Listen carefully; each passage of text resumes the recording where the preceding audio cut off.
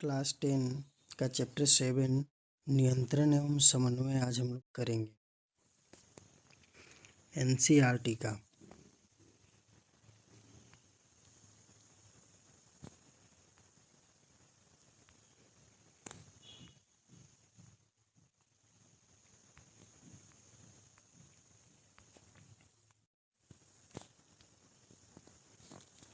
देखो, पिछले अध्याय में हमने सजीवों में अनुरक्षण अथवा रखरखाव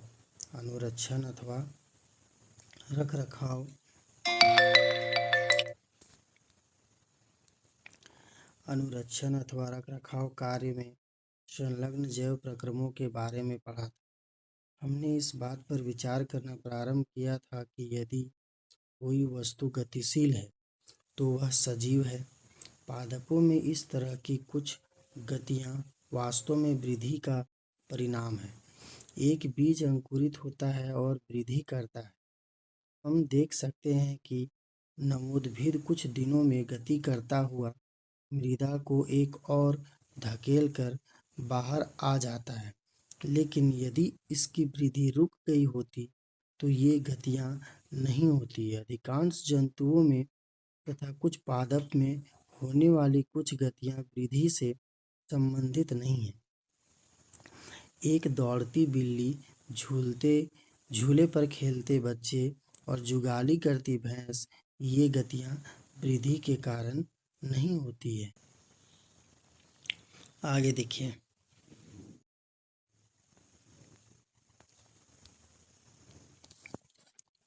दिखाई देने वाली इन गतियों को हम जीवन के साथ क्यों जोड़ते हैं? इसका एक संभावित उत्तर यह है कि हम गतियों को सजीव के पर्यावरण में आए परिवर्तन की अनुक्रिया सोचते हैं। इसीलिए हम कहते हैं कि जो गति करता है उसको सजीव है और ऐसा सोचते हैं। बिल्ली इसलिए दौड़ती होगी क्योंकि इसने एक चूहा देखा था। ये सोचते हैं कि बिल्ली इसलिए दौड़ती होगी क्योंकि ये चूहा देखा था। बिल्ली इसलिए गति करती है क्योंकि इसने एक चूहा देखा था। केवल यही नहीं, हम गति को सजीवों द्वारा किए गए एक ऐसे प्रयास के रूप में भी सोचते हैं जिसमें उनके पर्यावरण में हुए परिवर्तन उनके लिए लाभकारी हो। सूर्य के प्रकाश में पौधे वृद्धि करते हैं, बच्चे झूले से आनंद प्राप्त करने का प्रयास करते हैं और भैंस जुगाली करती है ताकि भोजन छोटे छोटे टुकड़ों में टूट जाए, उसका पाचन भली भांति हो सके। जब तेज रोशनी हमारी आंखों पर फोकस की जाती है या जब हम किसी गर्म वस्तु को छूते हैं तो हमें परिवर्तन का पता लग जाता है और इसी अनुक्रिया में स्वयं का बचाने है ना इसी अनुक्रिया में स्वयं को बचाने के लिए गति करते हैं, ऐसा प्रतीत होता है। जैसे कोई चीज़ गर्म चीज़ छूते हैं तो छूने के बाद हमें एहसास होता है कि ये गर्म है तो तुरंत हम लोग हाथ हटा लेते हैं, तो वहाँ भी गति की क्रिया होती है। आगे देखते हैं, यदि हम इसके बारे में और अधिक विचार करें तो ऐसा प्रतीत होता है कि पर्यावरण की अनुक्रिया के प्रति ये गतियाँ सावधानी से नियंत्रित की जाती है। पर्यावरण की जो अनुक्रिया के प्रति ये जो गति होती है सावधानी से नियंत्रित की जाती है। पर्यावरण में प्रत्येक परिवर्तन की अनुक्रिया से एक समुचित गति उत्पन्न होती है। जब हम कक्षा में अपने दोस्तों से बात करना चाहते हैं तो हम जोर से चीखने की अपेक्षा फुसफुसाते हैं। स्पष्ट रूप से कोई भी गति उस घटना पर निर्भर करती है जो इसे प्रेरित करती है। अतः इस तरह की नियंत्रित गति को पर्यावरण में भिन्न घटनाओं के अभिज्ञान से जोड़ा जाना चाहिए जो अनुक्रिया के अनुरूप गति करे। दूसरे शब्दों में सजीवों को उन तंत्रों का उपयोग करना चाहिए जो नियंत्रण एवं समन्वय का कार्य करते हैं। दूसरे शब्दों में कह सकते हैं कि सजीवों को उन तंत्रों का उपयोग करना चाहिए जो नियंत्रण एवं समन्वय का कार्य करते हैं। आगे देखते हैं। बहुकोशिकीय बहुकोशिकीय जीवों में बहुकोशिकीय जीवों में शरीर के संगठन के सामान्य सिद्धांत को ध्यान में रखते हुए यह कह सकते हैं कि विशिष्टीकृत ऊतक का उपयोग इन नियंत्रण एवं समन्वय क्रियाकलापों में किया जाता है। मतलब नियंत्रण एवं समन्वय के क्रियाकलापों में विशिष्ट ऊतक का प्रयोग किया जाता है। अब हम लोग देखेंगे जंतु तंत्रिका तंत्र।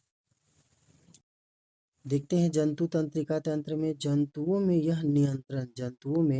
यह जो नियंत्रण है का नियंत्रण तथा समन्वय तंत्रिका तथा पेशी ऊतक द्वारा किया जाता है।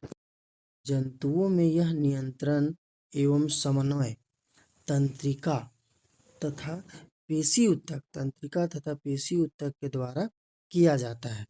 ठीक है। जिसके विषय में हम कक्षा 9 में पढ़ चुके हैं।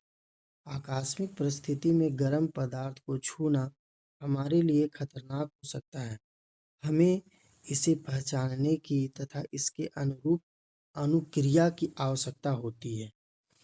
हम कैसे पता लगाएं कि हम गर्म वस्तु को छू रहे हैं? हमारे पर्यावरण से सभी सूचनाओं का पता कुछ तंत्रिका कोशिकाओं की विशिष्टीकृत सिरों द्वारा लगाया जाता है। पर्यावरणीय घटना जैसे मान लो कि गर्म है, ठंडा है, उसको एहसास करना वो तंत्रिका तंत्र द्वारा होता है।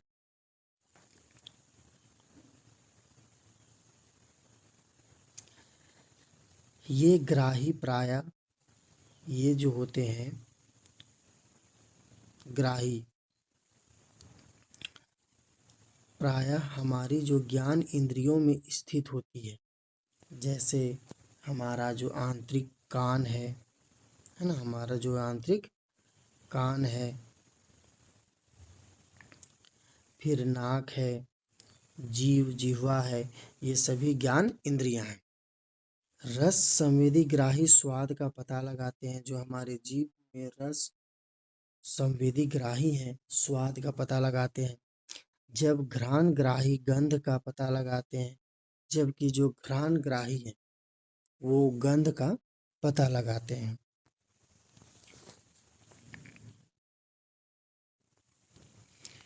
आगे देखते हैं। यह सूचना एवं तंत्रिका कोशिका के द्रुमाकृतिक सिरे द्वारा उपार्जित की जाती है। यह सूचना एक तंत्रिका कोशिका के द्रुमाकृतिक सिरे द्वारा उपार्जित की जाती है। चित्र 7.a में दिखाया गया है और एक रासायनिक क्रिया द्वारा एक विद्युत आवेग पैदा करती है। यह आवेग द्रुमिका से कोशिकाएं तक जाता है और तब तंत्रिकाक्ष को एक्सॉन में होता हुआ इससे के अंतिम सिरे तक पहुंच जाता है। एक्सॉन के अंत में विद्युत आवेग कुछ रसायनों का विमोचन करता है। ये रसायन रिक्त स्थान सिनेप्टिक दरार को पार करते हैं।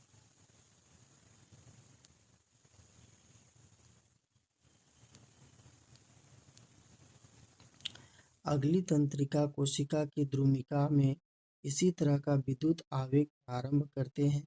यह शरीर में तंत्रिका आवेग की मात्रा की सामान्य योजना है।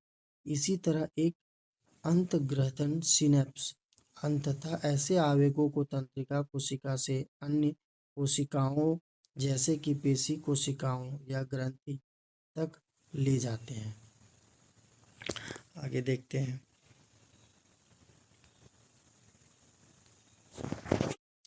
अतः इसमें कोई आश्चर्य नहीं है कि तंत्रिका ऊतक तंत्रिका कोशिकाओं या न्यूरॉन के एक संगठित जाल का बना होता है। नोट कर लीजिएगा इसको कि तंत्रिका ऊतक तंत्रिका कोशिकाओं या न्यूरॉन के एक संगठित जाल का बना और यह सूचनाओं को विद्युत आवेग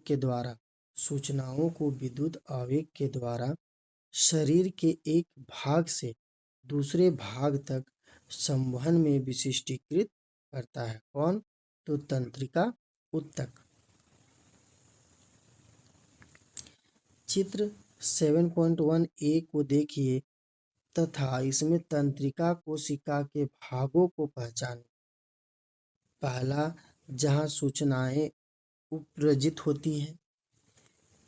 दूसरा, जिससे होकर सूचनाएं विद्युत आवेग की तरह यात्रा करती है। और तीसरा, जहां इस आवेग का परिवर्तन रासायनिक संकेत में किया जाता है जिससे यह आगे संचरित हो सके। तो 7.1 वाला फिगर ये है, ठीक है, इसको देख लीजिएगा।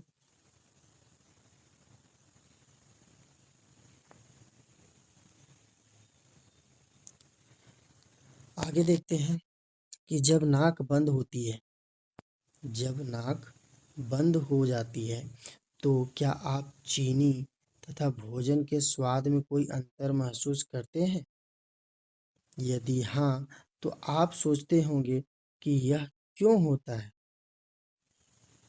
अगर नाक बंद भी है फिर भी हम लोग चीनी और भोजन के स्वाद को दोनों में अंतर महसूस कर लेते हैं। इस तरह के अंतर जानने के लिए, उसके संभावित हल खोजने के लिए पढ़िए तथा चर्चा कीजिए। जब आपको जुकाम हो जाता है तब भी क्या आप इसी तरह की स्थिति का सामना करते हैं? आगे देखते हैं।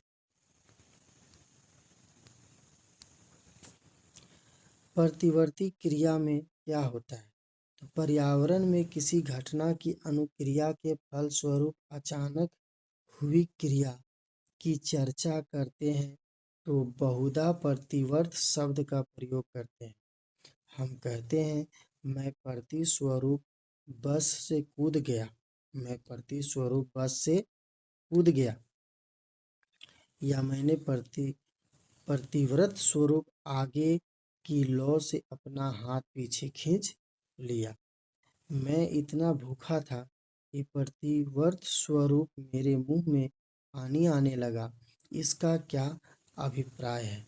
इन सभी उदाहरणों में एक सामान्य विचार आता है कि जो कुछ हम करते हैं उसके बारे में विचार नहीं करते या अपनी क्रियाओं को नियंत्रण में महसूस नहीं करते।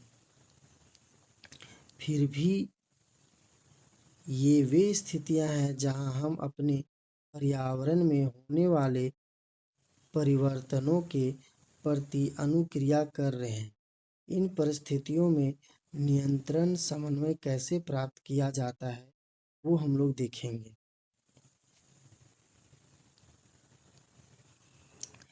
इस पर फिर से विचार करते हैं। एक उदाहरण लेते हैं और उदाहरण क्या लेते हैं कि आग की लपट को छूना हमारे अथवा किसी भी जंतु के लिए एक दुराग्रही तथा खतरनाक स्थिति है। आग की लपट को छूना चाहे हमारे लिए या किसी भी जंतु के लिए ये एक दुराग्रही तथा खतरनाक स्थिति है। हम इसके प्रति कैसे अनुक्रिया करते हैं? एक सरल विधि है कि हम विचार करें कि हमें आघात पहुंच सकता है और इसलिए हमें अपना हाथ हटा लेना चाहिए। लोग सोचते हैं कि हमें उससे क्षति होगा, हाथ जल जाएगा, इसीलिए हाथ को पीछे कर लेते हैं। आगे है, तब एक आवश्यक प्रश्न आता है कि यह सब सोचने के लिए हमें कितना समय लगेगा? उत्तर निर्भर करता है कि हम किस प्रकार सोचते हैं। यदि तंत्रिका आवेग को उस ओर भेजा जाता है जिसकी चर्चा हम पहले कर चुके हैं, तब इसी प्रकार के आवेग उत्पन्न करने के लिए मस्तिष्क द्वारा चिंतन भी आवश्यक है। विचार करना एक जटिल क्रिया है। विचार करना एक जटिल क्रिया है, अतः यह बहुत सी तंत्रिका कोशिकाओं के तंत्रिका आवेग की जटिल अनुलेय क्रियाओं से जुड़ने के लिए बाध्य है। ठीक है।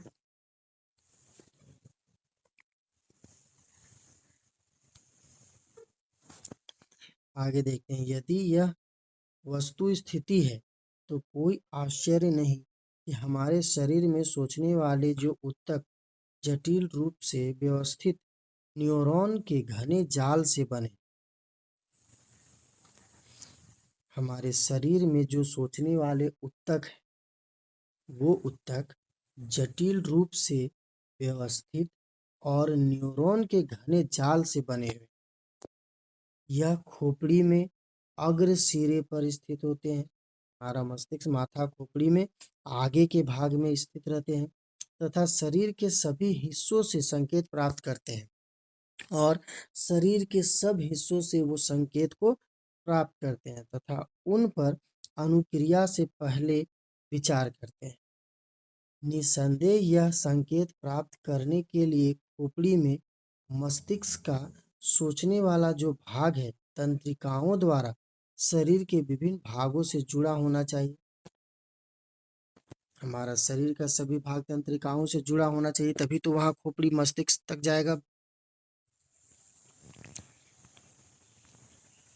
आगे देखते हैं,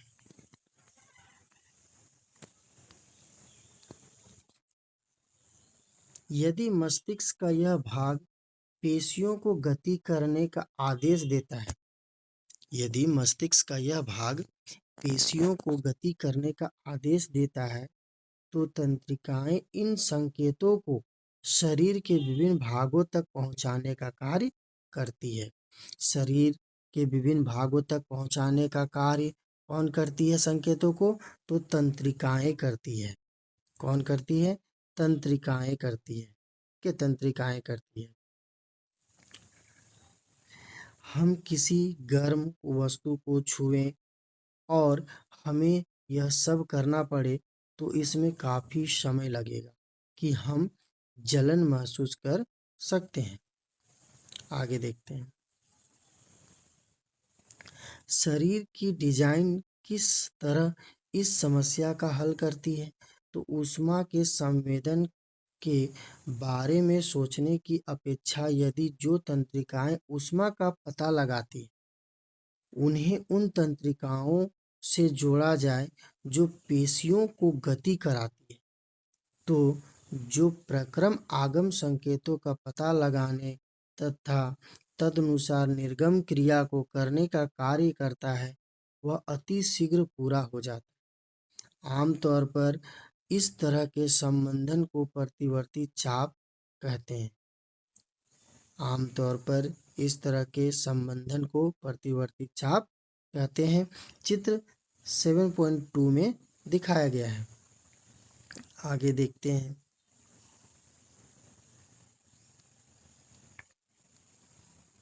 इस प्रकार के प्रतिवर्ती चाप को संबंधन आगत तंत्रिका तथा निर्गत तंत्रिका के मध्य कहाँ होना चाहिए? तो सबसे उपयुक्त स्थान शायद वही बिंदु होगा जहाँ सबसे पहले वे एक दूसरे से मिलते हैं। पूरे शरीर की तंत्रिकाएं मेरु रज्जु में मस्तिष्क को जाने वाले रास्ते में एक बंडल में मिलती हैं।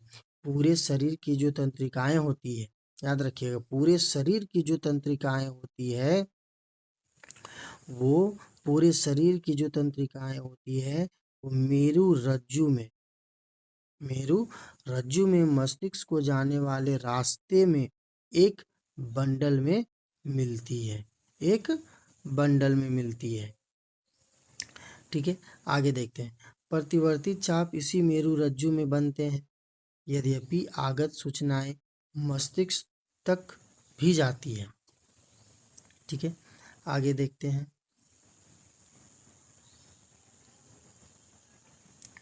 अधिकतर जंतुओं में प्रतिवर्ती चाप इसलिए विकसित हुआ है क्योंकि इनके मस्तिष्क के सोचने का जो प्रक्रम बहुत तेज नहीं है। वास्तव में अधिकांश जंतुओं में सोचने के लिए आवश्यक जटिल न्यूरॉन जाल या तो अल्प है या अनुपस्थित है। अतः यह स्पष्ट है कि वास्तविक विचार प्रक्रम की अनुपस्थिति में प्रतिवर्ती चाप का दक्ष कार्य प्रणाली के रूप में विकास हुआ है। यद्यपि जटिल न्यूरॉन जाल के अस्तित्व में आने के बाद भी प्रतिवर्ती चाप तुरंत अनुक्रिया के लिए एक दक्ष प्रणाली के रूप में कार्य करता है। आगे देखते हैं। क्या आप उन घटनाओं के क्रम को खोज सकते हैं जो आपकी आंखों में तेज प्रकाश फोकस करने पर होती है? तो देखते हैं इसके बारे में। मानव का मस्तिष्क, सब पहले देखें। पहले मानव के मस्तिष्क के बारे में देखेंगे। तो क्या मेरु रज्जु का कार्य केवल प्रतिवर्ती क्रिया है? क्वेश्चन है कि क्या मेरु रज्जु का कार्य केवल प्रतिवर्ती क्रिया है?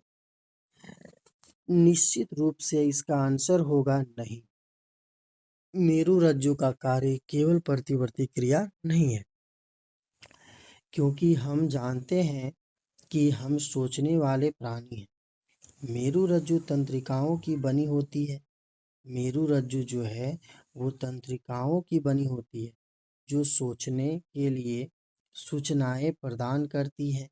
सोचने में अधिक जटिल क्रियाविधि तथा तंत्रिक संबंधन होते हैं। ये मस्तिष्क में संकेंद्रित होते हैं, जो शरीर का मुख्य समन्वय केंद्र है। ये मस्तिष्क में संकेंद्रित होते हैं और मस्तिष्क हमारा मुख्य समन्वय केंद्र होता है। मस्तिष्क तथा मेरु रज्जु केंद्रीय तंत्रिका तंत्र बनाते हैं। मस्तिष्क और मेरु रज्जु दोनों मिलकर केंद्रीय तंत्रिका तंत्र बनाते हैं। मस्तिष्क और मेरु रज्जु मिलकर केंद्रीय तंत्रिका तंत्र बनाते हैं। ठीक है। ये शरीर के सभी भागों में सूचनाएं प्राप्त करते हैं तथा इसका समाकलन करते हैं। ठीक है। आगे देखते हैं।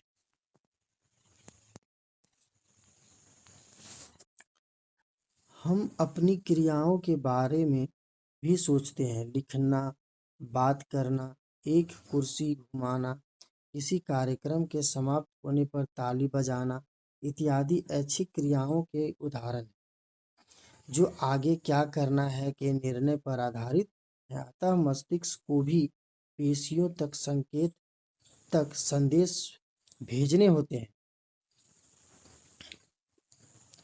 यह दूसरा मार्ग है जिसमें तंत्रिका तंत्र पेशियों में संचार भेजता है। केंद्रीय तंत्रिका तंत्र तथा शरीर के अन्य भागों में संचार को परिधीय तंत्रिका तंत्र सुगमता प्रदान करता है। केंद्रीय तंत्रिका तंत्र तथा शरीर के अन्य भागों में संचार को जो परिधीय तंत्रिका तंत्र होता है वो सुगमता प्रदान करता है। जो मस्तिष्क से निकलने वाले कपाल तंत्रिकाओं तथा मेरु रज्जु से निकलने वाली मेरु तंत्रिकाओं से बना होता है।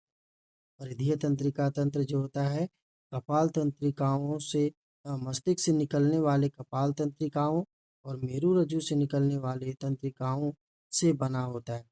इस प्रकार मस्तिष्क हमें सोचने की अनुमति, सोचने पर आधारित क्रिया करने की अनुमति प्रदान करता है। आगे देखते हैं।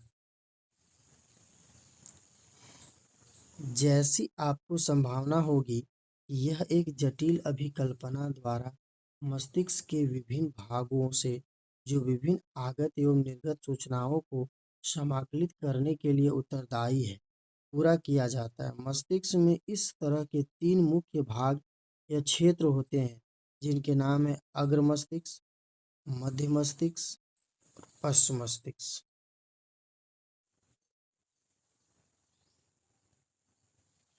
मानव मस्तिष्क के बारे में देखिए। एक क्वेश्चन पूछता है कि क्या मेरु रज्जु का कार्य केवल प्रतिवर्ती क्रिया है? तो निश्चित रूप से इसका आंसर होगा कि नहीं। मेरुरज्जु का कार्य केवल प्रतिवर्ती क्रिया नहीं है, क्योंकि हम जानते हैं कि हम सोचने वाले प्राणी हैं। मेरुरज्जु तंत्रिकाओं की बनी होती है, जो सोचने के लिए सूचनाएं प्रदान करती है। सोचने में अधिक जटिल क्रियाविधि तथा तांत्रिक संबंधन होते हैं। ये मस्तिष्क में संकेंद्रित होते हैं, जो शरीर का मुख्य समन्वय केंद्र है। मस्तिष्क जो है हमारे शरीर का मुख्य समन्वय केंद्र है। मस्तिष्क तथा मेरुरज्जु केंद्रीय तंत्रिका तंत्र बनाते हैं। ये शरीर के सभी भागों से सूचनाएं को प्राप्त करते हैं तथा इसका समाकलन करते हैं। आगे देखते हैं, हम अपनी क्रियाओं के बारे में भी सोचते हैं। लिखना, बात करना, एक कुर्सी घुमाना, किसी कार्यक्रम के समाप्त होने पर ताली बजाना इत्यादि, ये सभी जो होते हैं ऐच्छिक क्रियाओं के उदाहरण हैं, जो आगे क्या करना है के निर्णय पर आधारित है। अतः मस्तिष्क को भी पेशियों तक संदेश भेजने होते हैं। यह दूसरा मार्ग है जिसमें तंत्रिका तंत्र पेशियों में संचार भेजता है। केंद्रीय तंत्रिका तंत्र शरीर के अन्य भागों में संचार को, परिधीय तंत्रिका तंत्र सुगमता प्रदान करता है। ठीक है, जो मस्तिष्क से निकलने वाली कपाल तंत्रिकाओं और मेरुरज्जु से निकलने वाली मेरु तंत्रिकाओं का बना होता है परिधीय तंत्रिका तंत्र। आगे देखते हैं, इस प्रकार मस्तिष्क हमें सोचने की अनुमति तथा सोचने पर आधारित क्रिया करने की अनुमति प्रदान करता है। जैसे आपको संभावना होगी, यह एक जटिल अभिकल्पना द्वारा मस्तिष्क के विभिन्न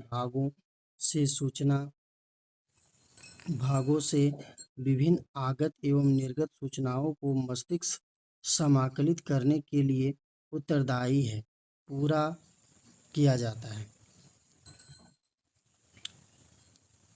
मस्तिष्क में इस तरह के 3 मुख्य भाग या क्षेत्र होते हैं, जिनके नाम हैं अग्र मस्तिष्क, मध्य मस्तिष्क और पश्चिम मस्तिष्क।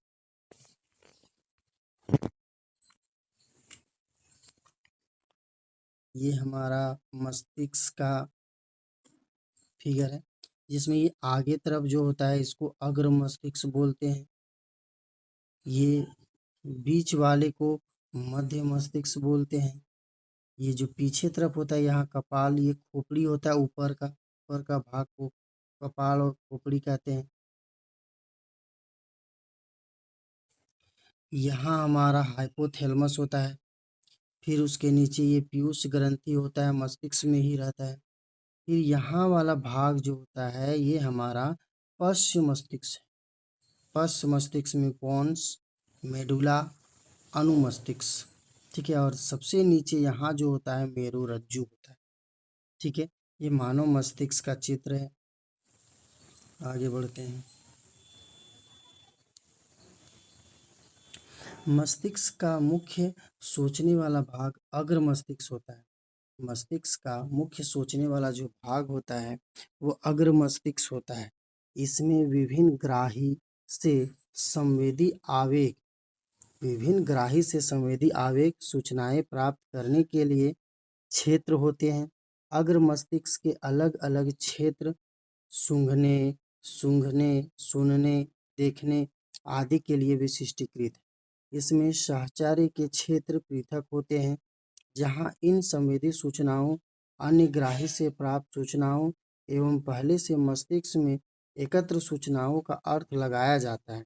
इस सब पर आधारित एक निर्णय लिया जाता है कि अनुक्रिया तथा सूचनाएं प्रेरक क्षेत्र तक कैसे पहुंचाई जाए, जो ऐच्छिक पेशी की गति को, जैसी हमारी टांग की पेशियां, नियंत्रित करती है। हालांकि प्रकृति में कुछ संवेदन देखने और सुनने से अधिक जटिल है।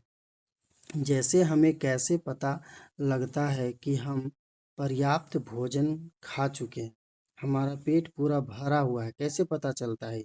यह जानने के लिए एक भूख संबंधी केंद्र है। यह जानने के लिए एक भूख संबंधी केंद्र है, जो अग्र मस्तिष्क के एक अलग भाग है, जिससे हमको भूख प्यास का पता चलता है कि खा लिए, अधिक खा लिए या और अधिक खाना चाहिए, भूख लग गया है। ये सभी अग्र मस्तिष्क में एक अलग भाग है। मानव मस्तिष्क के नामांकित चित्र का अध्ययन कीजिए। हम देख चुके हैं कि विभिन्न भागों के विशिष्ट कार्य हैं। अपने अध्यापक से परामर्श करके प्रत्येक भाग के कार्य का पता लगाइए। आइए प्रतिवर्त शब्द का दूसरा उपयोग भी देखते हैं, जैसी कि हमने प्रारंभ में चर्चा की थी। जब हम किसी ऐसे खाद्य पदार्थ को देखते हैं जिसे हम पसंद करते हैं, तो अनायास ही हमारे मुंह में पानी आ जाता है। वैसा कोई चीज़ जो खाने वाले पदार्थ होते हैं, जिनको हम देखते हैं तो मुंह में अपने आप पानी आ जाता है, जो हमारी पसंद की चीज़ें होती है। हृदय स्पंदन के बारे में हम ना भी सोचे तब भी यह होगा। हृदय स्पंदन के बारे में हम नहीं भी सोचेंगे, फिर भी वो अपने आप ही होगा। वास्तव में इनके बारे में सोचकर या चाहकर भी आसानी से हम इन क्रियाओं पर नियंत्रण नहीं कर सकते हैं। हृदय स्पंदन जैसी क्रियाओं को हम नियंत्रित नहीं कर सकते हैं। क्या हमें सांस लेने के लिए या भोजन पचाने के लिए सोचना या याद करना पड़ता है? बिल्कुल नहीं। अतः सामान्यतः प्रतिवर्ती क्रिया जैसे पुतली के आकार में परिवर्तन, कोई सोची क्रिया जैसे कुर्सी खिसकाना के मध्य एक और पेशी गति का सेट है, जिस पर हमारे सोचने का कोई नियंत्रण नहीं है। इन अनैच्छिक क्रियाओं में से कई मध्य मस्तिष्क तथा पश्च मस्तिष्क से नियंत्रित होता है। जो अनैच्छिक क्रियाएं हैं, जो हमारे बिना इच्छा के होती है, उनका नियंत्रण जो होता है पश्च मस्तिष्क और मध्य मस्तिष्क से किया जाता है। ये सभी अनैच्छिक क्रियाएं जैसे ब्लड प्रेशर, बीपी, लार का आना या वमन पश्च मस्तिष्क स्थित मेडुला के द्वारा नियंत्रित किया जाता है। पश्च मस्तिष्क में जो मेडुला उपस्थित होता है, उसके द्वारा ये नियंत्रित किया जाता है रक्तदाब और लार का आना तथा वमन। कुछ क्रियाओं जैसे एक सीधी रेखा में चलना, साइकिल चलाना, एक पेंसिल उठाना पर विचार करते हैं। ये पश्च मस्तिष्क में स्थित भाग अनुमस्तिष्क द्वारा ही संभव है, जो ऐच्छिक क्रियाओं की परिशुद्धि ऐच्छिक क्रियाओं की परिशुद्धि शरीर की संस्थिति तथा संतुलन के लिए उत्तरदायी होता है। तो अनुमस्तिष्क जैसे साइकिल को चलाना, सीधी रेखा में चलना, एक पेंसिल को उठाना, ये सभी क्रियाओं का नियंत्रण करता है अनुमस्तिष्क। ठीक है। कल्पना कीजिए कि यदि हम इनके बारे में नहीं सोच रहे हैं और ये सभी घटनाएं काम करना बंद कर दे तो क्या हो?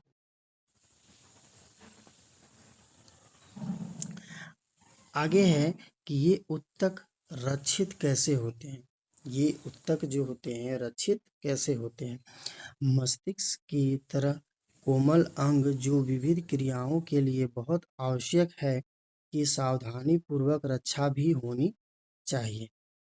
इसके लिए शरीर की अभिकल्पना इस प्रकार की गई है कि मस्तिष्क एक हड्डियों के बॉक्स में अवस्थित होता है, क्योंकि मस्तिष्क काफ़ी सॉफ्ट कोमल होता है, तो उसको सुरक्षित करने के लिए हड्डियों का एक बॉक्स रहता है। बॉक्स के अंदर तरल पूरित गुब्बारे में और बॉक्स के अंदर पूरा तरल परित गुब्बारे में मस्तिष्क होता है, जो प्रघात अवशोषक उपलब्ध कराता है। यदि आप अपने हाथ को कमर के मध्य के नीचे ले जाएं, तो आप एक कठोर उभार वाली संरचना का अनुभव करेंगे, और यह केशेरुक दंड या रीढ़ की हड्डी है जो मेरु रज्जु की रक्षा करती है। ध्यान दीजिए फिर से कि यदि आप अपने हाथ को कमर के मध्य, एकदम कमर के बीचों बीच के नीचे थोड़ा सा नीचे ले जाते हैं, तो एक कठोर उभार एक कठोर उभार वाली संरचना का अनुभव करेंगे। और यह जो कठोर उभार वाली संरचना होती है, इसको हम लोग केशेरुक दंड या रीढ़ की हड्डी कहते हैं। और यही केशेरुक दंड और रीढ़ की हड्डी मेरु रज्जु की रक्षा करते हैं। आगे देखते हैं। तंत्रिका ऊतक कैसे क्रिया करते हैं? तंत्रिका ऊतक जो होते हैं वो कैसे काम करते हैं? अब तक हम तंत्रिका ऊतक की चर्चा कर रहे थे। यह कैसे सूचना को एकत्रित करता है, इन्हें शरीर में भेजता है, सूचनाओं को संसाधित करता है और सूचनाओं के आधार पर निर्णय लेता है और पेशियों तक क्रिया के लिए निर्णय को संवाहित करता है। इन दूसरे शब्दों में, जब क्रिया या गति संपन्न होती है तो पेशी ऊतक अंतिम काम करेंगे। जंतु पेशी कैसे गति करती हैं? जब तंत्रिका आवेग पेशी तक पहुंचता है तो पेशी को गति करनी चाहिए। एक पेशी कोशिका कैसे गति करती है? कोशिकीय स्तर पर गति के लिए सबसे सरल धारणा है कि पेशी कोशिकाएं अपनी आकृति बदल करके गति करती है। अतः आगामी प्रश्न है कि पेशीय कोशिकाएं आकृति कैसे बदलती है? इनका उत्तर कोशिकीय अवयव के रसायन में निहित है। पेशी कोशिकाओं में विशेष प्रकार की प्रोटीन होती है। पेशी कोशिकाओं में विशेष प्रकार की प्रोटीन होती है जो उनकी आकृति, व्यवस्था दोनों को ही बदल देती है। कोशिका में यह तंत्रिका विद्युत आवेग की अनुक्रिया के फलस्वरूप होता है। जब यह घटना होती है तो इन प्रोटीन की नई व्यवस्था पेशी की नई आकृति देती है। स्मरण कीजिए, जब हमने कक्षा 9 में पेशी ऊतक की चर्चा की थी तब विभिन्न प्रकार के पेशियों जैसे ऐच्छिक पेशियां, अनैच्छिक पेशियां थी। ऐच्छिक और अनैच्छिक पेशियां। ऐच्छिक पेशियां जो हमारी इच्छा के अनुसार होती है, अनैच्छिक पेशियां जिसमें हमारी इच्छा के बिना ही होती है। अब तक हम जो चर्चा किए हैं इसके आधार पर आपके विचार में इनमें क्या अंतर हो सकते हैं, ये पूछ रहा है। आगे देखते हैं। कुछ प्रश्न है जो ऊपर जो पढ़ा चुके हैं कि प्रतिवर्ती क्रिया तथा टहलने के बीच क्या अंतर है। दो तंत्रिका कोशिकाओं न्यूरॉन के मध्य अंतर्ग्रथन सिनेप्स में क्या होता है, ऊपर पढ़ाएं। मस्तिष्क का कौन सा भाग शरीर की स्थिति तथा संतुलन का अनुरक्षण करता है, अभी बताया अनुमस्तिष्क। हम एक अगरबत्ती की गंध का पता कैसे लगाते हैं, तो सूंघने के लिए, और सूंघने के लिए कौन सा उत्तरदायी होता है वो बताएं। प्रतिवर्ती क्रिया में मस्तिष्क की क्या भूमिका होती है वो भी बताएं ऊपर। आगे देखते हैं हम लोग। पादपों में समन्वय कैसे होता है? शरीर की क्रियाओं के नियंत्रण तथा समन्वय के लिए जंतुओं में तंत्रिका तंत्र होता है। शरीर की क्रियाओं के नियंत्रण तथा समन्वय के लिए जंतुओं में क्या होता है? तंत्रिका तंत्र पाया जाता है। लेकिन पादपों में ना तो तंत्रिका तंत्र होता है और ना ही पेशियां होती है। लेकिन पादपों में क्या होता है? ना तो तंत्रिका तंत्र ही होता है, ना तो पेशियां ही होती है। अतः वे उद्दीपन के प्रति अनुक्रिया कैसे करते हैं? जब हम छुई मुई के पादप की पत्तियां छूते हैं तो वे मुड़ना प्रारंभ कर देती है। छुई मुई का पौधा होता है, उसकी पत्ती को छुओगे तो उसका पत्ती जो होते हैं सिकुड़ जाते हैं। तो आखिर ये कैसे होता है? जब उसमें तंत्रिका तंत्र नहीं होता है, पेशी नहीं होता है तो, तथा नीचे झुक जाती हैं। जब एक बीज अंकुरित होता है तो जड़ें नीचे की ओर जाती हैं तथा तना ऊपर की ओर आता है। जानते हो क्या होता है? छुई मुई की पत्तियां स्पर्श की अनुक्रिया से बहुत तेजी से गति करती है। छूने से बहुत तेजी से गति करती है। इस गति से वृद्धि का कोई संबंध नहीं है। दूसरी ओर नवोद्भिद की दिशिक गति वृद्धि के कारण होती है। दूसरी ओर जो नवोद्भिद की दिशिक गति वृद्धि के कारण होती है, यदि इसकी वृद्धि को किसी प्रकार रोक दिया जाए तब यह कोई गति प्रदर्शित नहीं करेगा। अतः पादप दो भिन्न प्रकार की गतियां दर्शाते हैं। पादप जो होते हैं दो अलग अलग प्रकार की गति को दर्शाते हैं। पहला है और एक वृद्धि पर आश्रित है और दूसरा वृद्धि से मुक्त पर है। मतलब एक वृद्धि पर आश्रित है और दूसरा वृद्धि से मुक्त है। आगे देखते हैं। उद्दीपन के लिए तत्काल अनुक्रिया। उद्दीपन के लिए तत्काल अनुक्रिया देखेंगे। आइए पहले प्रकार की गति पर विचार करते हैं। जैसे छुई मुई के पौधे की गति, क्योंकि यह वृद्धि से संबंधित नहीं है। छुई मुई का पौधा है वो वृद्धि से संबंधित नहीं है। पादप को स्पर्श की अनुक्रिया के फलस्वरूप अपनी पत्तियों में गति करती है। उसको छूने के बाद जो उनकी पत्तियों में गति होती है उसके बारे में बोला जा रहा है। लेकिन यहाँ कोई तंत्रिका ऊतक नहीं है। लेकिन यहाँ कोई भी तंत्रिका ऊतक नहीं है, ना ही कोई पेशी ऊतक है। फिर पादप कैसे स्पर्श का सूचन करता है और किस प्रकार अनुक्रिया में पत्तियां गति करती? यदि हम विचार करें कि पौधे को किस बिंदु पर छुआ जाता है और पौधे के किस भाग में गति होती है, यह आभासी है कि स्पर्श वाला बिंदु तथा गति वाला बिंदु दोनों अलग अलग हो। छूने वाला बिंदु अलग होता है, गति वाला बिंदु अलग होता है। तो स्पर्श होने की सूचना संचारित होनी चाहिए। पादप इस सूचना को एक कोशिका से दूसरी कोशिका तक संचारित करने के लिए वैद्युत रसायन साधन का उपयोग करते हैं। पादप इस सूचना को एक कोशिका से दूसरी कोशिका तक संचारित करने के लिए वैद्युत रसायन साधन उपयोग भी करते हैं। लेकिन जंतुओं की तरह पादप में सूचनाओं के चालन के लिए कोई विशिष्टीकृत ऊतक नहीं होता है। अतः अंत में जंतुओं की तरह ही गति करने के लिए कुछ कोशिकाओं को अपनी आकृति बदल लेनी पड़ती है। पादप कोशिकाओं में जंतु पेशी कोशिकाओं की तरह विशिष्टीकृत प्रोटीन तो नहीं होती है, अपितु वे जल की मात्रा में परिवर्तन करके अपनी आकृति को क्या करते हैं, बदल लेते हैं। और इसके परिणाम स्वरूप क्या होता है कि वे फूल जाते हैं या तो सिकुड़ने लगते हैं, जिससे उनका आकार क्या होता है, बदल जाता है। आगे देखते हैं कि वृद्धि के कारण गति, कि वृद्धि होने के कारण भी गति होता है पादपों में। जैसे मटर के पौधे की तरह कुछ पादप दूसरे पादप या बाड़ पर प्रतान की सहायता से ऊपर चढ़ते हैं। ये प्रतान स्पर्श के लिए संवेदनशील हैं। जब ये किसी आधार के संपर्क में आते हैं तो प्रतान का वह भाग जो वस्तु के संपर्क में है उतनी तीव्रता से वृद्धि नहीं करता जितना प्रतान का वह भाग जो वस्तु से दूर रहता है। इसका कारण प्रतान वस्तु को चारों ओर से जकड़ लेता है। आमतौर पर पादप धीरे से एक निश्चित दिशा में गति करके उद्दीपन के प्रति अनुक्रिया करते हैं, क्योंकि यह वृद्धि दिशिक इससे ऐसा लगता है कि पादप गति कर रहा है। आइए इस प्रकार की गति को एक उदाहरण की सहायता से समझते हैं।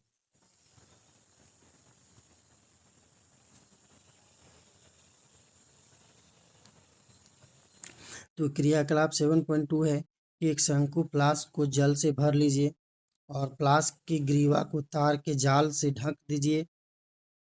एक ताज़ा छोटा सेम का पौधा तार की जाली पर इस प्रकार रख दीजिए कि उसकी जड़ें जल में भीगी होनी चाहिए। एक ओर से खुला हुआ गत्ते का एक बॉक्स ले लीजिए और फ्लास्क को बॉक्स के इस प्रकार रखिए कि बॉक्स की खुली साइड खिड़की की ओर हो, जहां से प्रकाश आ रहा हो। फिर 2 से 3 दिन बाद आप देखेंगे कि परोह प्रकाश की ओर झुक जाता है तथा जड़ प्रकाश से दूर चला जाता है। परोह जो होता है प्रकाश की ओर और जड़ जो होता है प्रकाश से दूर चला जाता है। अब फ्लास्क को इस प्रकार घुमाइए कि परोह प्रकाश से दूर तथा जड़ प्रकाश की ओर हो जाए। इस अवस्था में कुछ दिन के लिए विक्षोभ रहित छोड़ दीजिए। क्या परोह और जड़ के पुराने भागों ने दिशा बदल दी है? क्या ये अंतर नई वृद्धि की दिशा में है? इस क्रियाकलाप से हम क्या निष्कर्ष निकालते हैं?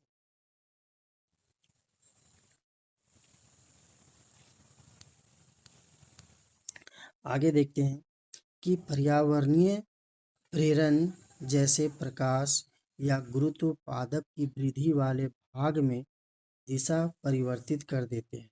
ये दिशिक अनुवर्तन गतियां उद्दीपन की और इससे विपरीत दिशा में हो सकती हैं। अतः इन दो भिन्न प्रकार की प्रकाश अनुवर्तन गतियों में परोह प्रकाश की ओर मुड़कर अनुक्रिया तथा जड़ इससे दूर मुड़कर अनुक्रिया करते हैं। यह पादप की सहायता कैसे करते हैं?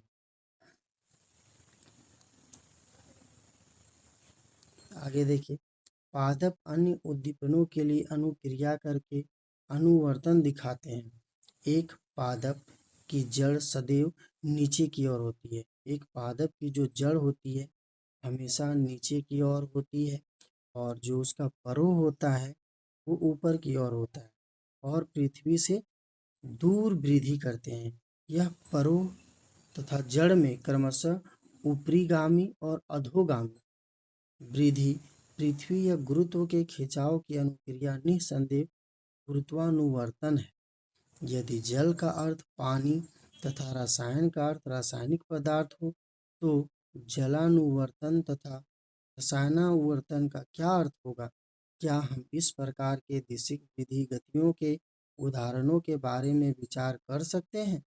रसायनुवर्तन का एक उदाहरण पराग नलिका का बीजांड की ओर वृद्धि करना है, जिसके बारे में हम अधिक जानकारी जीवों में जनन प्रक्रम का अध्ययन करते हैं समय प्राप्त करेंगे।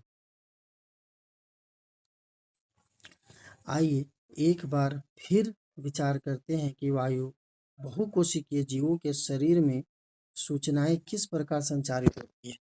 बहुकोशिकीय जीव है, उनके शरीर में सूचनाएं किस प्रकार संचारित होती हैं। छुई मुई में स्पर्श की अनुक्रिया की गति बहुत तीव्र है। दूसरी ओर रात और दिन की अनुक्रिया में पुष्पों की गति बहुत मंद है। पादप की वृद्धि संबंधित गतियां भी मंद है। आगे देखते हैं,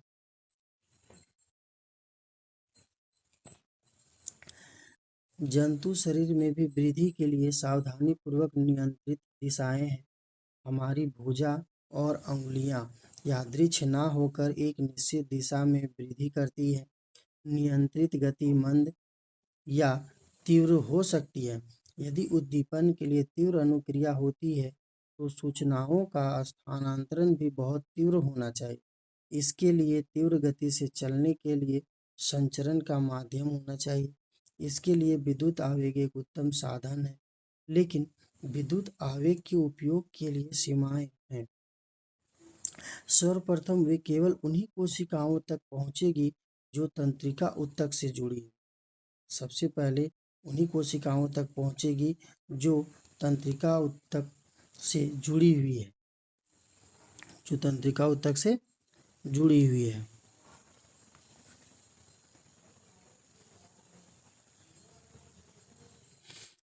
जंतु शरीर की प्रत्येक कोशिका तक नहीं, दूसरे एक बार एक कोशिका में विद्युत आवेग जनित होता है तथा संचरित होता है तो पुनः नया आवेग जनित करने तथा उसे संचरित करने के लिए कोशिका फिर से अपनी कार्यविधि को सुचारू करने के लिए कुछ समय लेगी। दूसरे शब्दों में कोशिकाएं सतत विद्युत आवेग ना जनित और ना ही संचरित कर सकती है। इसमें कोई आश्चर्य नहीं है कि अधिकांश बहुकोशिकीय जीव कोशिकाओं के मध्य संचार के लिए अन्य साधनों का उपयोग करते हैं। हम पहले ही रासायनिक संचरण का संदर्भ दे चुके हैं। आगे देखते हैं, यदि एक विद्युत आवेग जनित करने के अलावा उद्दीपित कोशिकाएं एक रासायनिक यौगिक निर्मोचित करना प्रारंभ कर दे तो यह यौगिक आसपास की सभी कोशिकाओं में विसरित हो जाएगा। यदि आसपास की अन्य कोशिकाओं के पास इस यौगिक को संसूचित डिटेक्ट करने के साधन हो तो उनकी सतह पर विशेष अणुओं का उपयोग करके वे सूचनाओं का अभिज्ञान रिकॉग्नाइज करने योग्य होंगे, इन्हें संचारित भी करेंगे। हालांकि यह प्रक्रम बहुत धीमा होगा, लेकिन यह तंत्रिका संबंधन के बिना भी शरीर की सभी कोशिकाओं तक पहुंचेगा। इसे अपरिवर्ती तथा अस्थायी बनाया जा सकता है। बहुकोशिकीय जंतुओं द्वारा नियंत्रण एवं समन्वय के लिए प्रयुक्त ये हार्मोन हमारी आशा के अनुरूप विविधता दर्शाते हैं। विविध पादप हार्मोन वृद्धि, विकास और पर्यावरण के प्रति अनुक्रिया के समन्वय में सहायता करते हैं। इनके संश्लेषण का स्थान इनके क्रिया क्षेत्र से दूर होता है। साधारण विसरण द्वारा वे क्रियाएं क्षेत्र तक पहुंच जाते हैं। आगे देखते हैं। आइए हम एक उदाहरण लेते हैं जो हम पहले कर चुके हैं। ठीक है, जब वृद्धि करता पादप प्रकाश को संसूचित करता है, एक हार्मोन जिसे ऑक्जिन कहते हैं, और ये पादप हार्मोन होता है। यह परों के अग्रभाग, मतलब जो तना होता है उसका अग्रभाग टिप पर संश्लेषित होता है तथा कोशिकाओं की लंबाई में वृद्धि में सहायक होता है। कौन सा हार्मोन? तो ऑक्जिन हार्मोन। जब पादप एक ओर से प्रकाश आ रहा है तब ऑक्जिन विसरित होकर परों के छाया वाले भाग में आ जाता है और परों की प्रकाश से दूर वाली साइड में ऑक्जिन का सांद्रण कोशिकाओं की लंबाई में वृद्धि करने के लिए उद्दीपित होता है। अतः पादप प्रकाश की ओर मुड़ता हुआ दिखाई देता है। पादप हार्मोन का दूसरा उदाहरण जिबरेलिन है। पादप हार्मोन का पहला उदाहरण तो देख लिए ऑक्जिन। पादप हार्मोन का दूसरा उदाहरण था जिबरेलिन। यह जिबरेलिन जो होता है ऑक्जिन की ही तरह तने की वृद्धि में सहायक होता है। जिस प्रकार ऑक्जिन हार्मोन जो होता है तने की वृद्धि के लिए सहायक होता है, उसी प्रकार जिबरेलिन हार्मोन भी तना के वृद्धि के लिए उत्तरदायी होता है। साइटोकाइनिन कोशिका विभाजन को प्रेरित करता है और ये जो साइटोकाइनिन हार्मोन होता है ये कोशिका विभाजन को प्रेरित करता है और इसीलिए यह उन क्षेत्रों में जहाँ कोशिकीय विभाजन तीव्र होता है, विशेष रूप से फलों और बीजों में अधिक सांद्रता में पाया जाता है। साइटोकाइनिन हार्मोन जो होता है सबसे ज़्यादा फलों में और बीजों में पाया जाता है, क्योंकि कोशिका विभाजन फलों और बीजों में तीव्र गति से होता है और साइटोकाइनिन हार्मोन कोशिका विभाजन को प्रेरित करता है। ये उन पादप हार्मोनों के उदाहरण हैं जो वृद्धि में सहायता करते हैं, लेकिन पादप की वृद्धि संदमन के लिए भी संकेतों की आवश्यकता है। एब्सिसिक अम्ल वृद्धि का संदमन करने वाले हार्मोन का एक उदाहरण है। एब्सिसिक अम्ल जो है वृद्धि का संदमन करने वाले हार्मोन का एक उदाहरण है। पत्तियों का मुरझाना इसके प्रभावों से सम्मिलित है, मतलब पत्तियों का मुरझाना एब्सिसिक अम्ल के ही प्रभाव से होता है।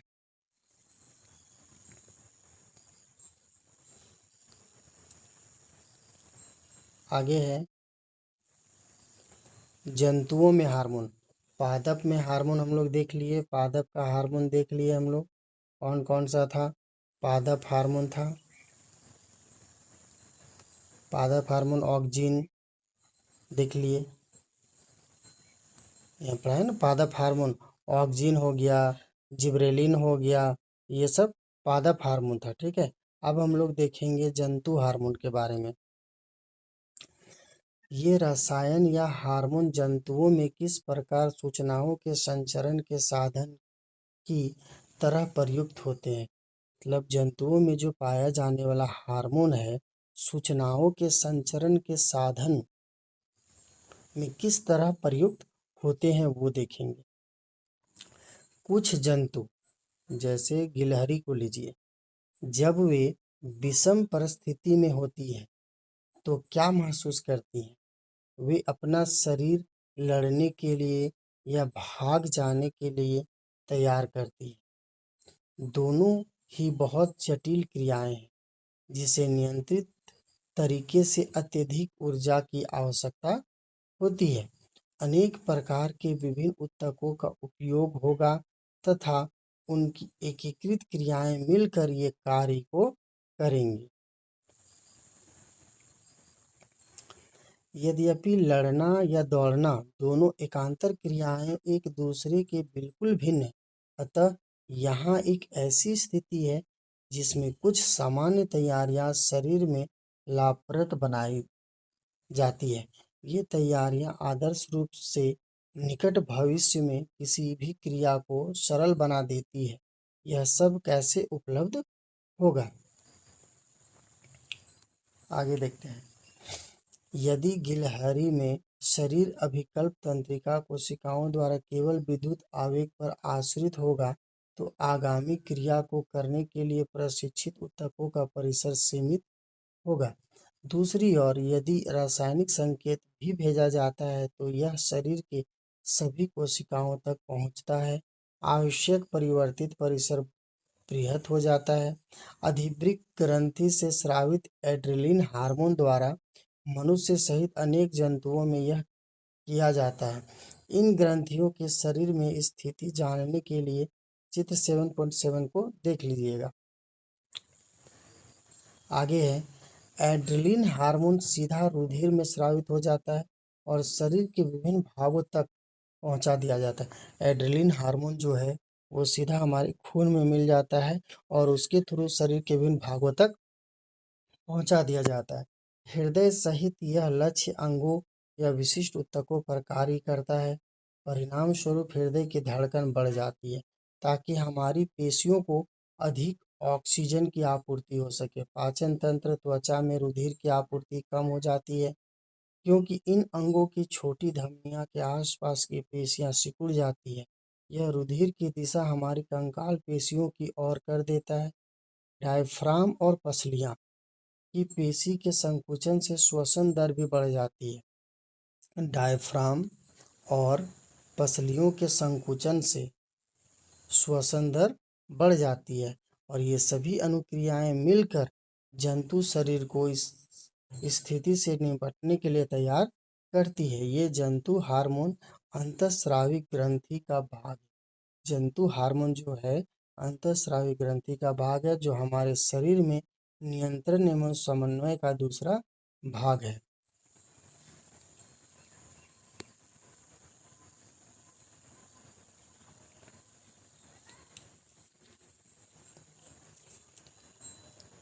आगे देखते हैं। यह स्मरण कीजिए कि पादपों में हार्मोन होते हैं जो दिशिक वृद्धि को नियंत्रित करते हैं। जंतु हार्मोन क्या कार्य करते हैं, इसके बारे में हम उनकी भूमिका की कल्पना दिशिक वृद्धि में नहीं कर सकते हैं। हमने किसी जंतु को प्रकाश या गुरुत्व पर आश्रित करके किसी एक दिशा में अधिक वृद्धि करते कभी नहीं देखा। लेकिन यदि हम इसके बारे में और अधिक चिंतन करें तो यह साक्षी होगा कि जंतु शरीर में भी सावधानीपूर्वक नियंत्रित स्थानों पर वृद्धि होती है। उदाहरण के लिए पादप अपने शरीर पर अनेक स्थानों पर पत्तियां उगाते हैं, लेकिन हम अपने चेहरे पर उंगलियां नहीं उगाते। हमारे शरीर की अभिकल्पना बच्चों की वृद्धि के समय भी सावधानीपूर्वक अनुरक्षित है। आगे देखते हैं। यह समझने के लिए कि समन्वित वृद्धि में हार्मोन कैसे सहायता करते हैं, आइए कुछ उदाहरण की परीक्षा करते हैं। जैसे नमक के पैकेट पर हम सबने देखा है आयोडीन युक्त नमक, देखा है आयोडीन युक्त नमक लिखा रहता है नमक के पैकेट पे, मतलब आयोडीन से संवर्धित, है ना। तो हमें अपने आहार में आयोडीन युक्त नमक की आवश्यकता होती है। अब देखते हैं कि आउटू को थायरोक्सिन हार्मोन बनाने के लिए आउटू ग्रंथि को थायरोक्सिन हार्मोन बनाने के लिए आयोडीन आवश्यक है। आउटू ग्रंथि को थायरोक्सिन हार्मोन बनाने के लिए आयोडीन आवश्यक है। थायरोक्सिन जो होता है कार्बोहाइड्रेट प्रोटीन वसा के उपापचय का हमारे शरीर में नियंत्रित करता है ताकि वृद्धि के लिए उत्कृष्ट संतुलन उपलब्ध कराया जा सके। थायरोक्सिन के संश्लेषण के लिए आयोडीन अनिवार्य है। थायरोक्सिन के संश्लेषण के लिए क्या अनिवार्य है, तो आयोडीन अनिवार्य है। यदि हमारे आहार में आयोडीन की कमी होती है, यह संभावना है कि हम ग्वाइटर घेंघा से ग्रसित हो सकते हैं।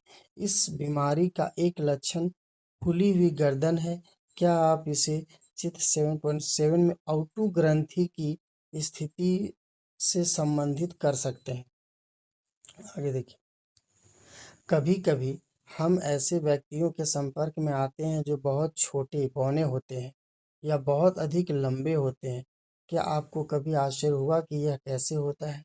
पीयूष ग्रंथि से स्रावित होने वाले हार्मोन में एक वृद्धि हार्मोन है। पीयूष ग्रंथि से स्रावित वाले हार्मोन में एक वृद्धि हार्मोन होता है जिसका नाम इंगित करता है वृद्धि हार्मोन शरीर की वृद्धि और विकास को नियंत्रित करता है। यदि बाल्यकाल में इस हार्मोन की कमी हो जाती है तो यह बौनापन का कारण बनता है।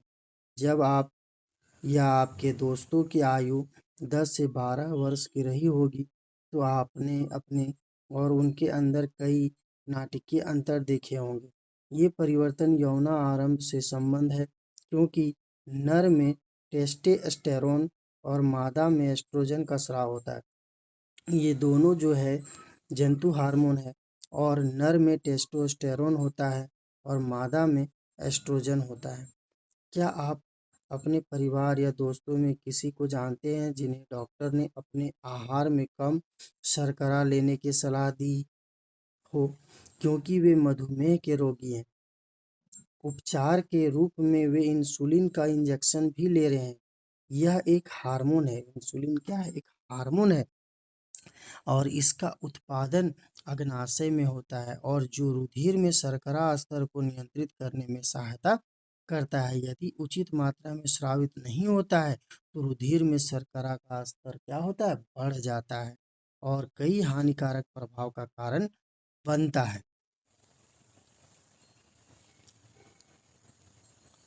यदि इतना आवश्यक है कि हार्मोन का स्रावन परिशुद्ध मात्रा में होना चाहिए तो हमें एक क्रियाविधि की आवश्यकता है जिसे यह किया जाता है। स्रावित होने वाले हार्मोन का समय और मात्रा का नियंत्रण पुनर्भरण क्रियाविधि से किया जाता है।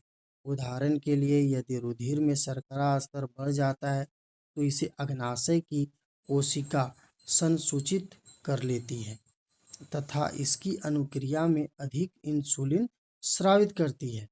जब रुधिर में शर्करा का स्तर कम हो जाता है तो इंसुलिन का स्रावन कम हो जाता है। मतलब रक्त में ब्लड में शर्करा कम हो जाएगा तो इंसुलिन का स्रावन कम होगा अग्नाशय के द्वारा। अगर हमारे ब्लड में रुधिर में शर्करा